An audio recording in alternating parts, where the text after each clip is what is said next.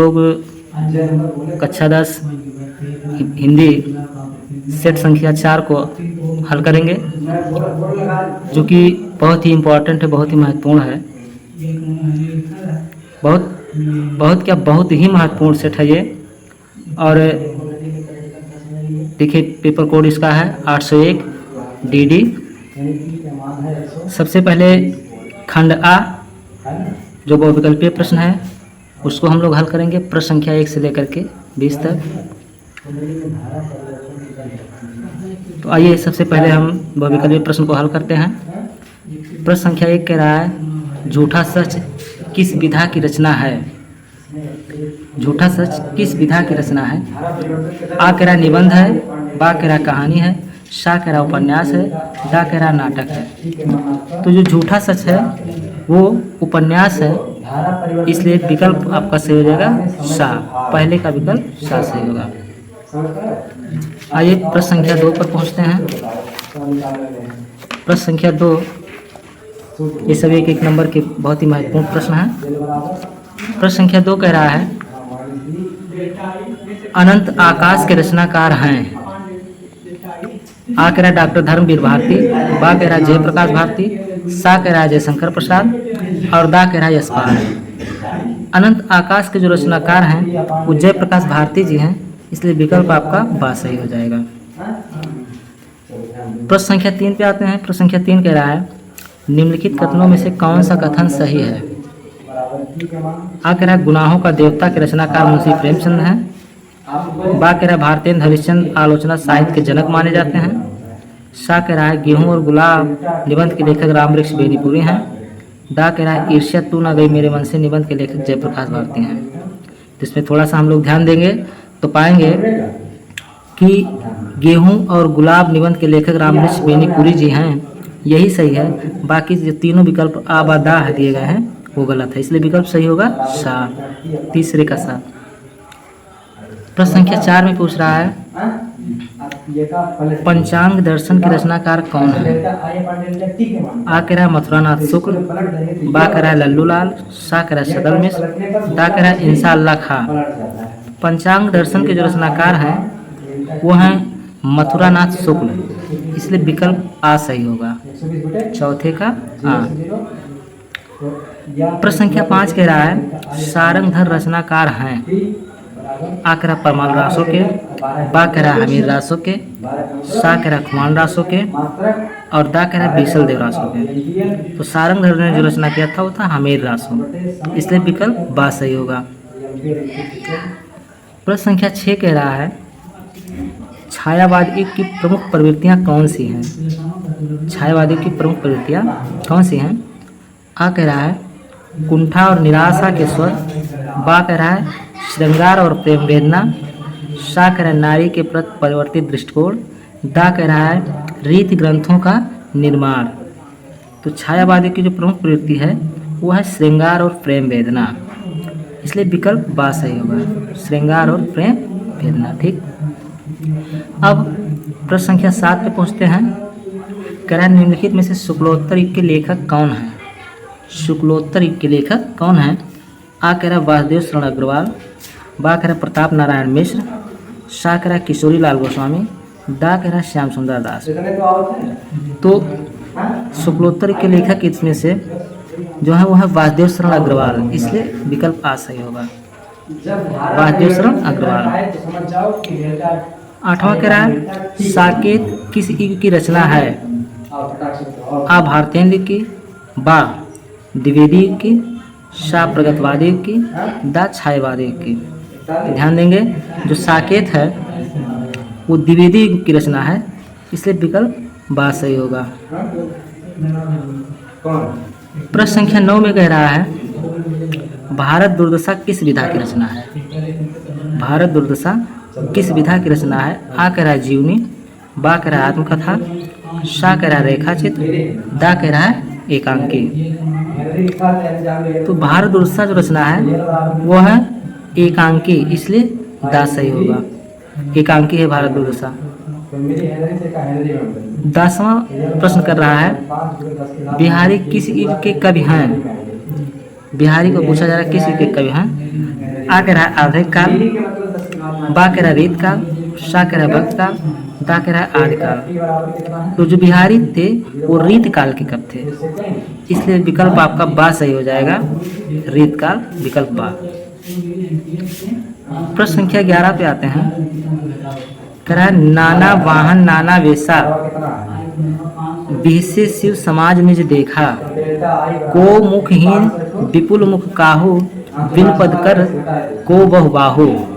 उपर्युक्त पंक्ति में कौन सा रस है पूछा जा रहा है, पूछ रहा है इसमें कौन सा रस है। आ कह रहा है करुण रस, बा कह रहा है वीर रस, सा कह रहा है शांत रस, दा कह रहा है हास रस। तो ध्यान देंगे, कह रहा है नाना वाहन नाना वेशा, विशेष शिव समाज में देखा बहुत से प्रकार के वाहन हैं, बहुत से प्रकार वेशभूषा पहनने वाले हैं। कोई मुख विहीन है, कोई किसी का मुख किसी प्रकार का है, कोई बिना पैर के है, कोई बिना हाथ के है, तो बिना भुजा के है। तो यहाँ पे देखें तो पाएंगे हम लोग कि यहाँ पे हास्य रस है, इसलिए विकल्प दा सही होगा। हाँ, विकल्प दा हास्य रस। प्रश्न संख्या 12 पे पूछ रहा है यहीं कहीं पर बिखर गई वह भग्न विजय माला से उपर्युक्त पंक्ति में कौन सा अलंकार है। आ कह रहा है उपमा अलंकार, बा कह रहा है उत्प्रेक्षा अलंकार, सा कह रहा है रूपक अलंकार, दा कह रहा है श्लेष अलंकार। तो देखिए ध्यान देंगे पंक्ति को, कह रहा है यहीं कहीं पर बिखर गई वह भग्न विजय माला से, भग्न विजय माला से समानता व्यक्त की जा रही है उसके समान। तो यहाँ पे आपका जो विकल्प होगा उपमा अलंकार होगा, इसलिए विकल्प आ सही होगा उपमा अलंकार। अब देखिए प्रश्न संख्या 13 कह रहा है रोला किस प्रकार का छंद है। आ कह रहा है विषम मात्रिक, बा कह रहा है अर्ध सम मात्रिक, सा कह रहा है सम मात्रिक, दा कह रहा है इनमें से कोई नहीं, दा कह रहा है इनमें से कोई नहीं। तो देखिए जो रोला हो वो सम मात्रिक छंद है, सम मात्रिक छंद है। इसके चारों चरणों में मात्राओं की संख्या समान होती है और प्रत्येक चरण में जो मात्राओं की संख्या होती है वो 24 होती है, इसलिए विकल्प सा सही है। प्रश्न संख्या 14 कह रहा है निर्जन शब्द में किस उपसर्ग का प्रयोग किया गया है। निर्जन शब्द में किस उपसर्ग का प्रयोग किया गया है। तो जैसा हमें मालूम है आ कह रहा है नी, बा कह रहा है नीर, सा कह रहा है नी, दा कह रहा है निर। तो उपसर्ग जो होता है वो किसी शब्द के पहले लगता है और उसके अर्थ को बदल देता है। तो इसमें निर्जन में निर उपसर्ग लगा हुआ है जो कि जन में लग करके उसके अर्थ को बदल दे रहा है। जन मतलब लोग, निर्जन मतलब बिना, जन रहित, लोग रहित। तो इसलिए विकल्प दा सही होगा। 15वां कर रहा है धनुष का पर्यायवाची शब्द है। धनुष का पर्यायवाची शब्द आ कह रहा है अस्म, बा कह रहा है कुलिश, सा कह रहा है कोदंड, दा कह रहा है पवित्र। तो धनुष का पर्यायवाची शब्द इन चारों में से कोदंड है, इसलिए विकल्प सा सही होगा। 15 का सा। अब प्रश्न संख्या 16 पे हम लोग आते हैं। कह रहा है भलाई शब्द में कौन सा प्रत्यय है। आ कह रहा है ई, बा कह रहा है आई, सा कह रहा है आई और दा कह रहा है आए। तो देखिए प्रत्यय हम जानते हैं शब्द के बाद में लगता है, तो यहाँ पे हम ध्यान दें तो पाएंगे कि ये विकल्प दा सही होगा। आई प्रत्यय लगा हुआ है, भलाई शब्द में प्रत्यय है आई, इसलिए विकल्प दा सही होगा। प्रश्न संख्या 17 पे आते हैं। कह रहा है खड़ दर्शन में कौन सा समास है। खड़ दर्शन में कौन सा समास है। आ कह रहा है तत्पुरुष समास, बा कह रहा है कर्मधारय समास, सा कह रहा है द्विग समास और दा कह रहा है द्वंद्व समास। तो खड़ दर्शन संख्यावाची है, इसलिए यहाँ पे द्विग समास होगा, इसलिए विकल्प सा सही होगा। आइए और आगे बढ़ते हैं। प्रश्न संख्या 18 पे पहुँचते हैं। 18 पे कह रहा है मतभी शब्द का विभक्ति एवं वचन है। मतभी शब्द का विभक्ति एवं वचन पूछा जा रहा है। आ कह रहा है पंचमी विभक्त एक वचन, बा कह रहा है षष्ठी विभक्त द्विवचन, सा कह रहा है तृतीया विभक्त बहुवचन, दा कह रहा है द्वितीय विभक्त बहुवचन। तो मतभी जो शब्द है वो तृतीया विभक्त और बहुवचन है, इसलिए विकल्प सा सही होगा। आगे बढ़ते हैं। प्रश्न संख्या 19 में पूछा जा रहा है, हरियत शब्द का संधि विच्छेद है। हरियत, आ कह रहा है हर धन अत्र, बा कह रहा है हरे धन त्रा, सा कह रहा है हरे धन अत्र, डा कह रहा है हरे धन आत्र। तो इसमें हरियत्र का जो सही संधि विच्छेद होगा वो हरिधन अत्र होगा, हरिधन अत्र, इसलिए विकल्प सा सही होगा।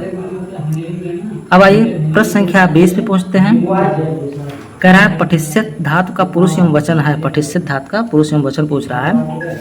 आ कह रहा है उत्तम पुरुष द्विवचन, बा कह रहा है मध्यम पुरुष बहुवचन, सा कह रहा है मध्यम पुरुष द्विवचन, दा कह रहा है उत्तम पुरुष बहुवचन। तो पठिष्यत शब्द जो है, धातु जो है वो मध्यम पुरुष और बहुवचन है, इसलिए विकल्प बा सही होगा।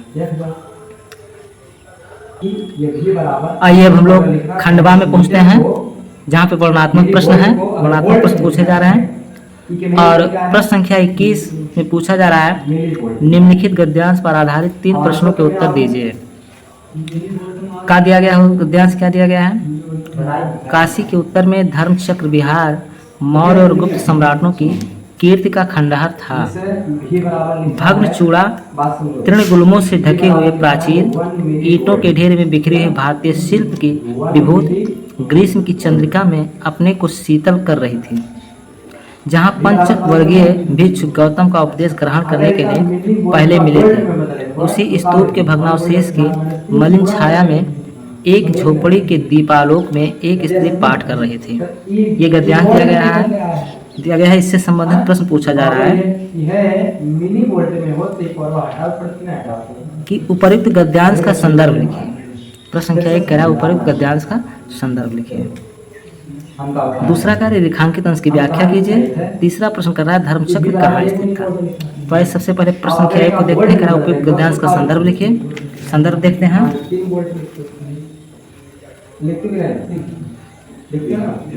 संदर्भ, प्रस्तुत गद्यांश हमारी पाठ पुस्तक में संकलित ममता पाठ से उत्तरित है। पाठ का नाम है ममता, जिसके लेखक जयशंकर प्रसाद जी हैं। जयशंकर प्रसाद जी हैं। प्रश्न संख्या 2, रेखांकित अंश की व्याख्या जो कह रहा है कहाँ से है देख लेते हैं। भग्न चूड़ा से लेकर के और शीतल कर रहे थे, ये रेखांकित अंश है। इनकी व्याख्या देखते हैं। रेखांकित अंश की व्याख्या, लेखक धर्मचक्र विहार की विशेषता बताते हुए कहता है कि टूटी हुई चोटियां, घासों की झाड़ियों से ढके हुए दीवार जो कभी भारतीय शिल्प का ऐश्वर्य थी, ईंटों के ढेर में बिखरी हुई ग्रीष्म की चादरी में अपने को शीतल कर रही थी। तीसरा प्रश्न कर रहा है धर्मचक्र कहाँ स्थित था। गद्यांश को पढ़ेंगे तो हम पाएंगे कि यहाँ गद्यांश में कह रहा है काशी के उत्तर में धर्मचक्र विहार और गुप्त सम्राटों की कीर्ति का खंडहर था। तो इसका उत्तर हो जाएगा धर्मचक्र काशी के उत्तर में स्थित था। आ जाते हैं अथवा करके जो गद्यांश दिया गया है। खा कह रहा है यह हाथ में कमल लिए बुद्ध खड़े हैं, जैसे छब छलकी पड़ती है, उभरे नयनों की जोत पसरती जा रही है और यह यशोधरा है, वैसे ही कमल नाल धारण किए त्रिभंग में खड़ी, और यह दृश्य है महाअग्निष्क्रमण का। यशोधरा और राहुल निद्रा में खोए, गौतम दृढ़ निश्चय पर धड़कते हिया को संभालते, और यह नंद हैं अपनी पत्नी सुंदरी का भेजा द्वार पर आए बिना भिक्षा के लौटे, भाई बुद्ध को लौटाने को आया था और जिसे भिक्ष बन जाना पड़ा था। बार बार वह भागने को होता है, बार बार पकड़कर संघ में लौटा लिया जाता है। उधर फिर वह यशोधरा है बालक राहुल के साथ। अब कह रहा है उपर्युक्त गद्यांश का संदर्भ लिखिए। प्रश्न संख्या 1 पूछा जा रहा है उससे संबंधित उपर्युक्त गद्यांश का संदर्भ लिखिए। आइए सबसे पहले इसका संदर्भ देख लेते हैं। संदर्भ है प्रस्तुत गद्यांश हमारी पाठ्य पुस्तक में संकलित अजंता नामक पाठ से अवतरित है। पाठ का नाम है अजंता, जिसके लेखक भगवती शरण उपाध्याय जी हैं। लेखक का नाम है भगवती शरण उपाध्याय जी। अजंता नामक पाठ है। अब प्रश्न संख्या 2 में पूछ रहा है, कह रहा रेखांकित अंश की व्याख्या कीजिए। रेखांकित अंश की जो व्याख्या है वो देख लेते हैं। रेखांकित अंश की व्याख्या, लेखक कहता है कि हाथ में कमल लिए बुद्ध खड़े हैं। ऐसा प्रतीत होता है जैसे उनका रूप सौंदर्य छलक कर सर्वत्र बिखर रहा हो और उनके उभरे हुए आकर्षक नेत्रों से चारों ओर प्रकाश विस्तीर्ण हो रहा हो, फैल रहा हो। यशोधरा भी वैसे ही कमल नाल को लिए त्रिभंग में खड़ी है। यह चित्र अत्यंत सजीव प्रतीत होता है। ये रेखांकित अंश की व्याख्या है। अब देखते हैं प्रश्न संख्या 3 क्या किया जा रहा है। प्रश्न संख्या 3 कह रहा है उपर्युक्त गद्यांश में कहाँ के दृश्यों का चित्रण किया गया है। कह रहा है कहाँ के दृश्यों का चित्रण किया गया है। तो इसका उत्तर देख लेते हैं। इसका उत्तर है उपर्युक्त गद्यांश में महाअवनिष्क्रमण के दृश्य का चित्रण किया गया है। किसका? महाअवनिष्क्रमण का के दृश्य का चित्रण किया गया है। अब हम लोग पहुंचते हैं प्रश्न संख्या 22 पे। 22 में कह रहा है दिए गए पद्यांश पर आधारित 3 प्रश्नों के उत्तर दीजिए। पद्यांश क्या दिया गया है काव्य में? कह रहा धूल भरे अति शोभित श्याम जो तैसी बन सिर सुंदर चोटी खेलत खात फिरे अगना पग पैजनी बाजत पीर कछोटी वा छबको रसखान बिलोकत वारत काम कला निज कोटी काग के भाग बड़े सजनी हर हाथ सुले गो माखन रोटी। ये पद्यांश दिया गया है। इससे संबंधित प्रश्न कर रहा है उपर्युक्त पद्यांश का संदर्भ लिखिए। प्रश्न संख्या 1 उपर्युक्त पद्यांश का संदर्भ लिखिए। दूसरा कह रहा रेखांकित अंश की व्याख्या कीजिए। तीसरा कह रहा प्रस्तुत पद्यांश में किसे भाग्यशाली बताया गया है। तो आइए सबसे पहले प्रश्न को देखते हैं उपर्युक्त पद्यांश का संदर्भ देखते हैं।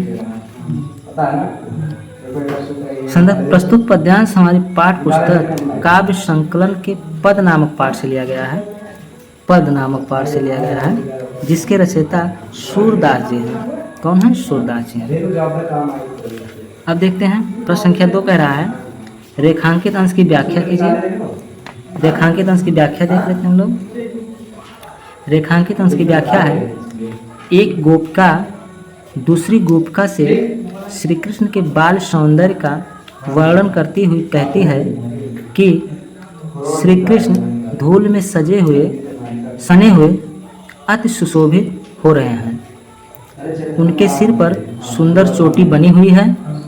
वे खेलते और खाते हुए आंगन में घूम रहे हैं तथा उनके पैरों में बंधी हुई पायल मनमोहक स्वर में बज रही है। ये रेखांकित अंश जो था इसमें एक गोपिका और दूसरी गोपिका से श्री कृष्ण के बाल सौंदर्य का वर्णन करती हुई बता रही है। प्रश्न संख्या 3 कह रहा है प्रस्तुत पद्यांश में किसे भाग्यशाली बताया गया है। देखिए अंत में क्या लिखा गया है काग के भाग बड़े सजनी हर हाथ सुले हुए माखन रोटी। हम पढ़ के समझ सकते हैं कि काग मतलब कौवा को भाग्यशाली बताया गया है कि वह श्री कृष्ण के हाथ से माखन रोटी लेकर भाग गया। तो देख लेते हैं एक बार तीसरे का उत्तर। प्रस्तुत पद्यांश में कौवे को भाग्यशाली बताया गया है जो श्री कृष्ण के हाथ से माखन और रोटी छीनकर ले गया है। आ जाते हैं 22 के खा यानी अथवा वाले प्रश्न पे जो पद्यांश दिया गया है। लिखा जा रहा है नहीं चाहिए बुद्ध बैर की भला प्रेम का उन्माद कहाँ।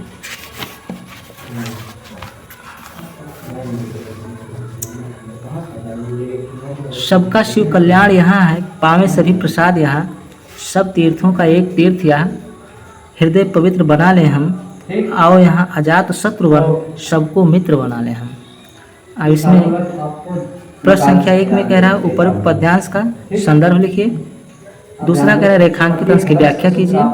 तीसरा कह रहा है भारत देश किस प्रकार का तीर्थ है। तो आइए सबसे पहले हम पहले प्रश्न को देखते हैं। कह रहा है उपरोक्त पद्यांश का संदर्भ लिखिए। संदर्भ देख लिया जाता है। प्रस्तुत काव्य पंक्तियाँ मैथिली शरण गुप्त द्वारा रचित भारत माता का मंदिर यह देखिए मैथिली शरण गुप्त द्वारा रचित भारत माता का मंदिर यह कविता से उद्धृत है, आया हुआ है। दूसरा कह रहा है रेखांकित अंश की व्याख्या कीजिए। रेखांकित अंश की व्याख्या देख लेते हैं हम लोग। अब इस b के मान को कह रहा है यहाँ पे ला करके रखें। रेखांकित अंश में इस b के मान कवि का कहना है कि भारत देश सभी तीर्थों का एक तीर्थ है। i बराबर कम इस तीर्थ में आकर हम अपने मन को पवित्र बना लें। i अपान अजात शत्रु का अभिप्राय है जिसका कोई शत्रु पैदा ना हुआ हो, अर्थात जिसका कोई शत्रु ना हो। गुप्त जी कहते हैं कि हम अजात शत्रु बनकर सभी को अपना मित्र बना लें, सभी से प्रेम कर लें। यहाँ तो कोई दिक्कत नहीं है ना। प्रश्न संख्या 3 कह रहा है ध्यान दें यहाँ पे। भारत देश किस प्रकार का तीर्थ है? अभी सुबह तो इसका उत्तर देख लेते हैं। भारत देश सभी तीर्थों का एक तीर्थ है, मतलब सभी तीर्थों का एक तीर्थ है। n बराबर li। आगे बढ़ते हैं हम लोग। प्रश्न संख्या 23 पे पहुंचते हैं। 23 पे 23 पे कह रहा है दिए गए संस्कृत गद्यांश में से किसी एक का संदर्भ सहित हिंदी में अनुवाद कीजिए। संस्कृत के गद्यांश दिए गए हैं, देखिए। अहम अस्याः प्रहेलिकायाः उत्तरम न जानाम इदं श्रुत्वा ग्रामीणाः कथयत् यद् भवान् उत्तरम न जानात् तहिर्ददात् 10 रूप्यकाणि अतः मलान मुखेन नागरिकेण समयानुसार 10 रूप्यकाणि दत्तानि। पुनः ग्रामीणो ब्रीत इदानीं भवान् पृच्छत् प्रहेलिकां दंडदानेन खिन्नाः नागरिकाः बहुकालं विचार्यं न कञ्चित् प्रहेलिकाम् अस्मरत् अतः अधिक लज्जमानः अब्रवीत् स्वीक्रियायाः प्रहेलिकायाः त्वमेव उत्तरं ब्रूहि। तदा सा ग्रामीणः बिहः स्वप्रहेलिकायाः सम्यक् उत्तरमवदत् पत्रम् इत् यतो हि इदं पदेन किना विनापि दूरं यात् अक्षरे युक्तमपि न पंडितः भवत्। ये संस्कृत का गद्यांश दिया गया है और इसकी व्याख्या करने के लिए कही जा रही है। तो आइए इसके हिंदी अनुवाद हम लोग देखते हैं। पहले संदर्भ देख लिया जाता है, संदर्भ सहित पूछा जा रहा है। तो देखते हैं।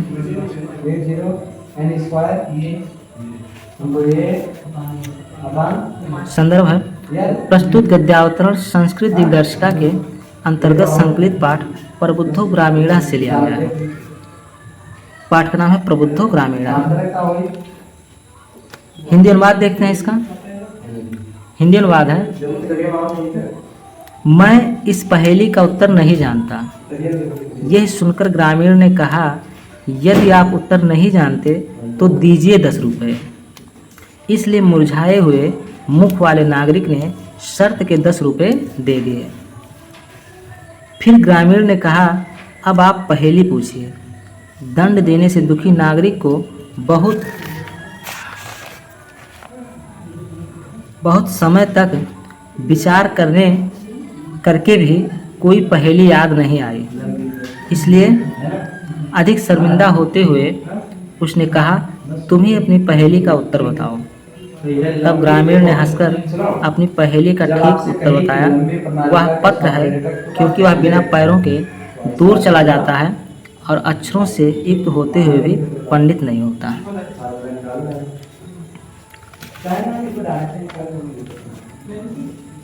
अब आ जाते हैं, देखते हैं अथवा करके दिया गया है।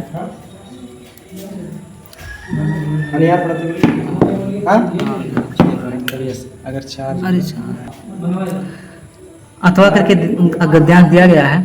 कह रहा है भारतीय संस्कृत तो सर्वेषां मतावलंबिनां संगम स्थली काले काले विविधा विचारा भारतीय संस्कृतो समाहिता। ऐसा संस्कृति समाज की संस्कृति यस्याः विकासे विविधानां जातीनां संप्रदायानां विश्वासानां योगदानं दृश्यते। अतएव अस्माकं भारतीयानाम् एका संस्कृति एका च राष्ट्रीयता। सर्वे वयम् एकस्याः संस्कृतेः समुपासकाः एकस्य राष्ट्रस्य च राष्ट्रियाः यथा भ्रातरः परस्परं मिलित्वा सहयोगेन सौहार्देन च परिवारस्य उन्नत कुर्वन्ति। तथैव अस्माभिः अपसहयोगेन सौहार्देन च राष्ट्रस्य उन्नतिः कर्तव्या। अब कह रहा है कि मतलब इसका संदर्भ सहित हिंदी में बात करना है। तो ये सबसे पहले इसका संदर्भ देखते हैं हम लोग। संदर्भ है इसका, प्रस्तुत गद्यांश हमारे पाठ पुस्तक संस्कृत दिग्दर्शिका के भारतीय संस्कृत नामक पाठ से उद्धृत है। पाठ का नाम क्या है? भारतीय संस्कृत। भारतीय संस्कृत। अब हिंदी अनुवाद हम लोग देखते हैं। हिंदी अनुवाद, भारतीय संस्कृत तो सभी मतों को मानने वालों की संगम स्थली है। समय समय पर विविध विचार तो है ना। तो चलो संस्कृत में आ मिले। यह संस्कृत समन्वयात्मक संस्कृत है जिसके विकास में विविध जातियों, संप्रदायों और विश्वासों का योगदान दृष्टिगोचर होता है। अतएव हम भारतीयों की एक संस्कृत और एक राष्ट्रीयता है। हम सभी एक संस्कृत के उपासक हैं और एक राष्ट्र के नागरिक हैं। जिस प्रकार भाई भाई परस्पर मिलकर सहयोग और प्रेम से परिवार की उन्नति करते हैं, उसी प्रकार हमें भी सहयोग और प्रेम से राष्ट्र की उन्नति करनी चाहिए।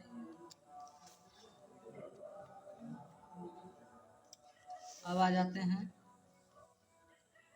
प्रश्न संख्या 24 पे। 24 में कह रहा है, दिए गए संस्कृत गद्यांश में से किसी एक का संदर्भ सहित हिंदी में अनुवाद कीजिए। देखिए ये मिसप्रिंट हुआ है। दिए गए संस्कृत गद्यांश में से नहीं बल्कि संस्कृत पद्यांश होना चाहिए। संस्कृत पद्यांश में से तो का दिया गया है, मरणम मंगलम यत्र विभूतिश्च विभूषणाम कौपीनम यत्र कौशेयम सा काशी केन मेते। फिर इसका संदर्भ सहित हिंदी में अनुवाद कीजिए। तो देखिए इसका संदर्भ देख लेते हैं हम लोग। संदर्भ है, प्रस्तुत श्लोक संस्कृत दिग्दर्शिका के अंतर्गत संग्रहित वाराणसी नामक पाठ से अवतरित है। पाठ का नाम है वाराणसी। वाराणसी नामक पाठ से अवतरित है। इसका हिंदी अनुवाद देखेंगे हम लोग। हिंदी अनुवाद, जहाँ मरना भी कल्याणकारी है, जहाँ भस्म भी आभूषण है, जहाँ कौपीन भी रेशमी होती है, उस काशी को किससे मापा जा सकता है, अर्थात किससे तुलना की जा सकती है, अर्थात उसके समान कोई और नहीं। अब देखिए अथवा करके कह रहा है, माता गुरुतुरा भूमे खाद पितो चितरावस्था मना शीघ्रतरम वातात चिंता बहुतरित। इसका संदर्भ लिखना है और हिंदी में बात करना है। देखें संदर्भ देखते हैं। प्रस्तुत श्लोक संस्कृत दिग्दर्शिका के अंतर्गत संग्रहित जीवन सूत्राण पाठ से अवतरित है। जीवन सूत्राण पाठ से है। हिंदी अनुवाद देख लेते हैं। माता पृथ्वी से भारी है, पिता आकाश से अधिक ऊंचा है, मन वायु से अधिक तीव्रगामी है और चिंता तिनके से बढ़कर धनी है।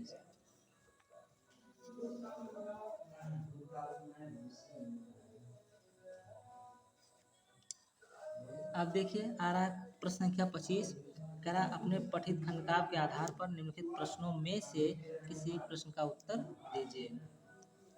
तो प्रश्न ये हर मंडल का अलग अलग होता है और पहले भी अपने वीडियो में बता चुका हूँ कि आप लोग कमेंट के माध्यम से अपना अपना जिला अगर बता देंगे तो हम इसके लिए एक विशेष वीडियो बना करके और उपलब्ध करा दूंगा। सबके जो है सबका जिला वाइज मंडल वाइज अलग अलग। अब आ रहा है प्रश्न संख्या 26 का। कह रहा है दिए गए लेखों में से किसी एक का जीवन परिचय देते हुए उनकी एक प्रमुख रचना का उल्लेख कीजिए। पहला कह रहा है आचार्य रामचंद्र शुक्ल, दूसरा भगवत शरण उपाध्याय, तीसरा डॉक्टर राजेंद्र प्रसाद। तो ध्यान देंगे आप, पहले के जो मेरे वीडियोज हैं पहले दूसरे तीसरे, इनमें आचार्य राम शुक्ल जी का भी जीवन परिचय है, भगवत शरण उपाध्याय जी का भी है और डॉक्टर राजेंद्र प्रसाद जी का भी है। तो आप जो पहले के वीडियो हैं वहाँ से आप इसे प्राप्त कर सकते हैं। आचार्य राम शुक्ल जी का भी जीवन परिचय, भगवत शरण उपाध्याय जी का भी जीवन परिचय, डॉक्टर राजेंद्र प्रसाद जी का भी जीवन परिचय और उनकी प्रमुख रचनाएं उपलब्ध हैं वहाँ पे। अब आ जाते हैं 26 खास में कह रहा है, दिए गए कवियों में से किसी एक का जीवन परिचय देते हुए उनकी एक प्रमुख रचना का उल्लेख कीजिए। पहला कह रहा है महाकवि सूरदास, दूसरा कह रहा है महादेवी वर्मा, तीसरा कह रहा है सुमित्रा नंदन पंत। तो ये तीनों कवियों का जीवन परिचय भी मैं इसके पहले वीडियो में दे चुका हूँ। महाकवि सूरदास जी का भी जीवन परिचय और उनकी प्रमुख रचना उपलब्ध है पहले के वीडियो में। महादेवी वर्मा जी का भी जीवन परिचय और उनकी रचना, सुमित्रा नंदन पंत जी और उनका जीवन परिचय और उनकी रचना। ये जो पहले के सेट हैं 1, 2, 3 सेट, उसमें अब तीनों कवियों का जीवन परिचय हो चुका है, आप वहाँ से उसे प्राप्त कर सकते हैं। अब प्रश्न संख्या 27 में पूछा जा रहा है, अपनी पाठ्य पुस्तक में से कंठस्थ कोई एक श्लोक लिखिए जो इस प्रश्न पत्र में ना आया हो। कोई एक श्लोक लिखना है जो इस प्रश्न पत्र में ना आया हो। तो ये एक आसान सा श्लोक मैं आपको उपलब्ध करा दे रहा हूँ, बहुत ही आसान श्लोक है। श्लोक है, उत्तरम यत् समुद्रस्य हिमाद्रश्चैव दक्षिणम वर्ष तद भारतम नाम भारती यत्र संतति। बड़ी जल्दी से आपको इसे कंठस्थ हो जाएगा और बड़ी आसानी से आप इसे तैयार कर सकते हैं। प्रश्न संख्या 28 पे पहुँचते हैं। प्रश्न संख्या 28 में कह रहा है, निम्नलिखित में से किन्हीं 2 प्रश्नों के उत्तर संस्कृत में दीजिए।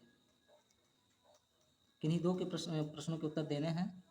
पहला कह रहा है, दारा शिकोहा वाराणसी आगत किम अकरोत्। दूसरा कह रहा है, गीताया का संदेशा। तीसरा, न्यायाधीशस्य पीठे आसने का तिष्ठत्। चौथा, मरिष्यता मित्रम किम अस्त। तो आइए इसका उत्तर देख लेते हैं हम लोग संस्कृत में। पहला कह रहा है, दारा शिकोहा वाराणसी आगत किम अकरोत्, यानी दारा शिकोह ने वाराणसी आकर क्या किया। दारा शिकोह ने वाराणसी आकर क्या किया। तो इसका जो सही उत्तर होगा, दारा शिकोहा वाराणसी आगत भारतीय दर्शन शास्त्राणाम अध्ययनम अकरोत्। दारा शिकोह वाराणसी आकर के भारतीय दर्शन शास्त्र का अध्ययन किया। दूसरा कह रहा है, गीताया का संदेश। गीता का संदेश क्या है। तो इसका उत्तर है, युद्धे जयस पराजयस वा चित्ताम त्यक्त्वा युद्ध करणीयम, युद्धे मरणेन स्वर्गम प्राप्ति जयन च राज्यम प्राप्ति भवति। यानी युद्धे जयस पराजयस वा, युद्ध में जय होगा या पराजय होगा इसकी चिंताम त्यक्त्वा युद्धम करणीयम, इसकी चिंता छोड़ करके युद्ध करो। युद्धे मरणेन स्वर्गम प्राप्ति, युद्ध में मरने पर स्वर्ग की प्राप्ति होगी। जयन च राज्यम प्राप्ति भवति, और जीतने पर राज की प्राप्ति होगी। ये गीता का संदेश है। तो ये आपका उत्तर हो गया ये दूसरे का। तीसरा कह रहा है, न्यायाधीशस पीठे का अतिष्ठत्। न्यायाधीश के साथ जो है आसन पर कौन बैठा हुआ। तो इसका उत्तर है, एका दुर्धर्षा पारसी का अतिष्ठत्, मतलब एक दुष्ट प्रवृत्ति का पारसी बैठा हुआ था। एका उत्तर है, एका दुर्धर्षा पारसी का अतिष्ठत्, यह उत्तर हो गया। चौथा प्रश्न कर रहा है, मरिष्यता मित्रम किम अस्त, मरने वाले का मित्र कौन है। तो उत्तर है इसका, दानम मरिष्यता मित्रम अस्त, मतलब मरने वाले का मित्र जो है दान है। ये चौथे का उत्तर हो गया, दानम मरिष्यता मित्रम अस्त। अब हम लोग आ जाते हैं प्रश्न संख्या 29 पे। कह रहा है, निम्नलिखित में से किसी एक विषय पर निबंध लिखिए। पहला कह रहा है, आतंकवाद की समस्या एवं समाधान। दूसरा, बेरोजगारी की समस्या एवं समाधान। तीसरा, छात्र और अनुशासन। चौथा, प्रदूषण की समस्या एवं समाधान। तो विद्यार्थी अगर ध्यान देंगे, मैं पहले की जो वीडियो है उनमें आतंकवाद की समस्या एवं समाधान इस विषय पर निबंध मैं उपलब्ध करा चुका हूँ। तो इस नाते ये तो वहाँ से आप प्राप्त कर लेंगे। बेरोजगारी की समस्या में समाधान अगले सेट में फिर कहीं मिलता है तो इसका भी हम व्याख्या कर देंगे। तीसरा छात्र अनुशासन, ये भी अगर अगले सेट में आता है तो कर देंगे। जो इसमें बहुत ही महत्वपूर्ण है वह प्रदूषण की समस्या में समाधान। तो प्रदूषण की समस्या में समाधान विषय पर हम लोग निबंध लिखेंगे अभी। आइए देखते हैं प्रदूषण की समस्या और समाधान। देखिए विषय है प्रदूषण की समस्या और समाधान। सबसे पहले हम प्रदूषण का अर्थ जानेंगे कि प्रदूषण होता क्या है। जीवन के लिए संतुलित वातावरण अत्यंत आवश्यक है। वातावरण के इन घटकों में हानिकारक बाह्य घटकों के प्रवेश से वातावरण प्रदूषित हो जाता है, जो सभी जीवधारियों के लिए हानिकारक हो जाता है। वातावरण के दूषित हो जाने को प्रदूषण कहा जाता है, जो मुख्यतः जल, वायु, ध्वनि आदि में आज सर्वत्र व्याप्त है। ये तो प्रदूषण का अर्थ हो गया। अब हम प्रदूषण के प्रकार को जानेंगे। तो सबसे पहला प्रकार वो है जल प्रदूषण। इस बात को सभी जानते हैं, जल ही जीवन है। जल ही जीवन है, बिना जल के जीवन असंभव है। जल भी स्वच्छ और विकार रहित होना चाहिए। उद्योग धंधों का कचरा, रासायनिक तत्व आदि नदियों में मिलते रहते हैं।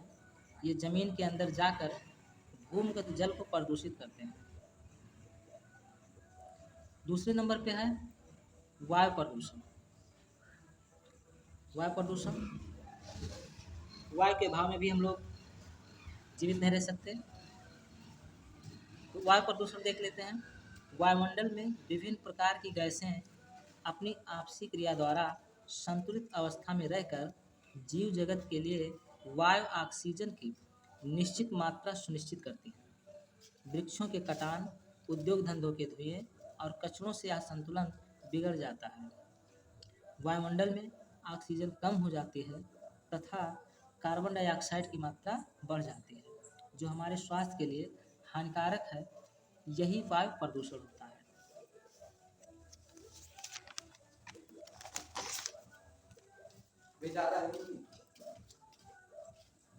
अब आइए देखते हैं ध्वनि प्रदूषण।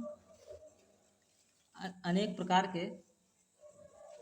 प्रकार के वाहनों जैसे मोटर कार, बस, जेट, विमान, ट्रैक्टर आदि, लाउड स्पीकर, बाजे, कारखानों के सायरन और मशीनों से होने वाली आवाज़ों से ध्वनि प्रदूषण होता है।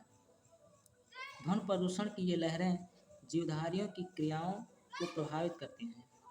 अत्यधिक तेज ध्वनि से लोगों में सुनने की क्षमता कम हो जाती है तथा नींद भी ठीक प्रकार से नहीं आती है। यहाँ तक कि कभी-कभी पागलपन का रोग भी उत्पन्न हो जाता है। इसके अतिरिक्त और भी कई प्रकार के प्रदूषण हैं, जैसे रासायनिक प्रदूषण, रेडियोधर्मी प्रदूषण आदि। अब हम लोग जानेंगे प्रदूषण रोकने के उपाय या समाधान। प्रदूषण की समस्या का समाधान या रोकने के उपाय। देखिए, प्रदूषण को रोकने के लिए व्यक्तिगत और सरकारी दोनों ही स्तरों पर प्रयास किए जाने आवश्यक हैं।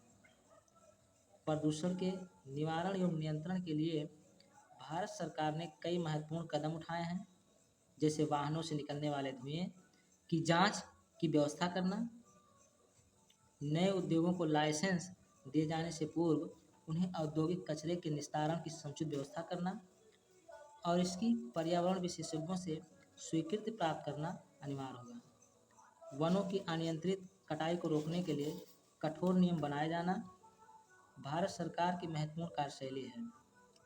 इस प्रकार पर्यावरण के प्रति जागरूकता से ही हम और अधिक अच्छा एवं स्वस्थ जीवन जी सकेंगे और आने वाली पीढ़ी को प्रदूषण के अभिशाप से मुक्ति दिला सकेंगे। विद्यार्थीगण, इस तरह से ये चौथा सेट का हल समाप्त होता है। आशा करता हूँ कि आप लोगों को जो है ये बहुत ही महत्वपूर्ण समझकर पसंद आया होगा, और अगर इससे आपको लाभ मिलता है तो आप इस वीडियो को लाइक करें, शेयर करें, अपने साथियों मित्रों को भी शेयर करने के लिए प्रेरित करें। फिर मिलते हैं हम लोग अगले वीडियो में सेट संख्या 5 को लेकर के, उसको हल किया जाएगा। आप बहुत ही महत्वपूर्ण सेट ये था, इसको समझते हुए बहुत अच्छी तरह से देख लीजिएगा। अगले वीडियो तक के लिए धन्यवाद। जय हिंद, जय भारत।